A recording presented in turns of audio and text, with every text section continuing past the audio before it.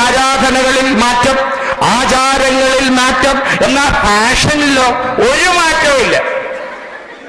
ഇനി ഒറ്റ സ്ഥാനം കൂടെ തുറന്ന് കാണിച്ചാൽ മതി, ബാക്കിയെല്ലാം ഓപ്പണാണ്. ഇപ്പൊ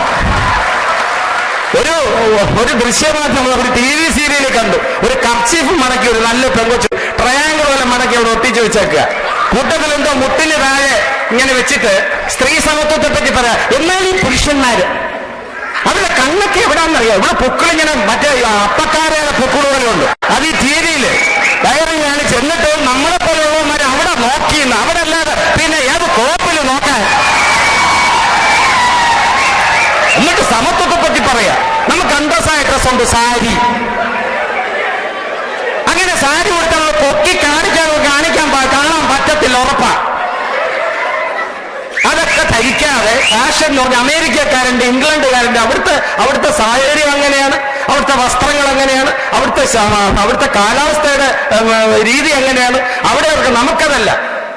അപ്പൊ വൃത്തിയായി അന്തസ്സായി വസ്ത്രങ്ങൾ ധരിച്ച ശേഷം അങ്ങനെ ഒരു അപകടം വന്നാൽ ഇപ്പൊ പുരുഷന്മാരുടെ ദിവസം വന്നത് ഡെയിലിയാ. ഞാനും ഇതിനൊരു വ്യക്തിമാണ്, അതുകൊണ്ടായി പറയണത്.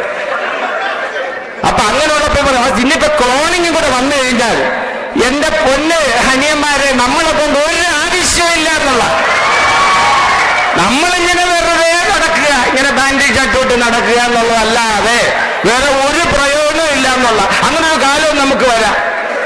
നമ്മൾ അത്ഭുതപ്പെടേണ്ട കാര്യമില്ല.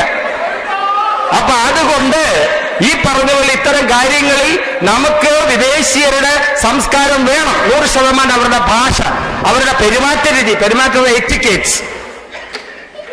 ഏത് കാര്യം ചെയ്താലും ഒരു താങ്ക്സ് പറയും. നമ്മൾ ഒരു ഉപകാരം ചെയ്താൽ താങ്ക് യു വെരി മച്ച്. അനാവശ്യമായിട്ടുള്ള സ്ഥലങ്ങളിലോ അല്ലെങ്കിൽ ആളുകൂടി നിൽക്കുന്നതോ അവരെത്തി നോക്കാറില്ല. വിളിച്ചാലല്ലാതെ അവർ സഹകരിക്കാറില്ല. പ്ലീസ് ഹെൽപ്പ് മീ എന്ന് പറഞ്ഞാലേ അവർ വരുള്ളൂ. നമുക്കിതെല്ലാം ഉണ്ട്. അതൊക്കെ നമുക്ക് ആവശ്യമാണ്. അവരുടെ ബിൽഡിംഗ് ടെക്നോളജിക്ക് ആവശ്യമാണ്, അവരുടെ കമ്പ്യൂട്ടർ ടെക്നോളജിക്ക് ആവശ്യമാണ്, അവരുടെ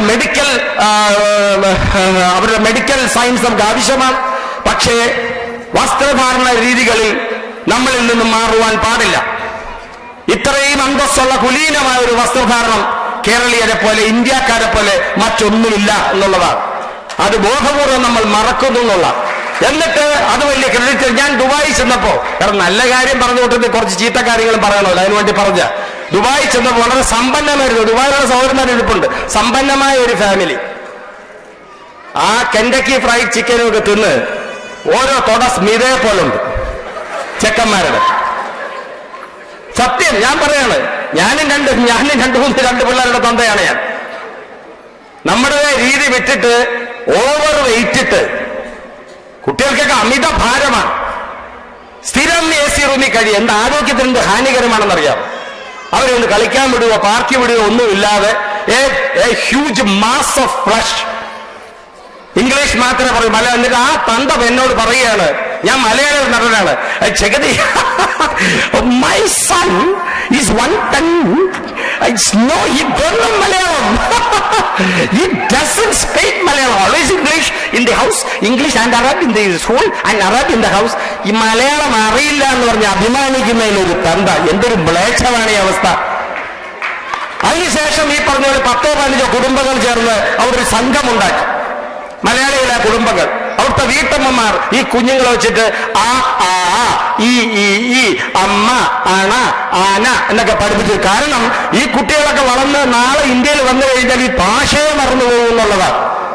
അപ്പോഴാണ് ഓർക്കുന്നത്, ഉണ്ടി മറക്കായിക ഒരമ്മ തൻ നെഞ്ചിൽ നിന്നുണ്ട് അമൃതത്വം ഒരിക്കലും.